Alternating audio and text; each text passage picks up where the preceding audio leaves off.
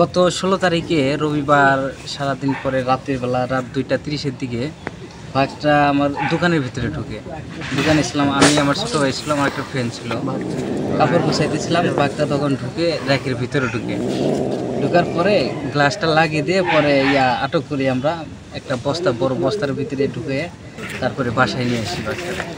এই বাঘটা ধারণা তো করা যায় আপনার এখানে আপনার ইন্ডিয়া তো একটু কাছে এখান থেকে সীমান্ত এলাকার কাছে, ওখান থেকে আসতে পারে। আক্রমণ করার চেষ্টা করছিল কিন্তু অনেক লোক ছিলাম, পরে করে তোর ধরা হয়েছে অনেক কষ্ট করে। বস্তা করে আপনার দোকানের র্যাক আছে, র্যাকের চেপাতে ঢুকছিল। ঢুকার পরে এক সাইড ফাঁকা করে বস্তাটা আপনার শুরু করে ধরা হয়েছে। পরে পিছন থেকে একটু দাবার দিয়ে পরে ওটা বস্তার ভিতরে ঢুকানো হয়েছে।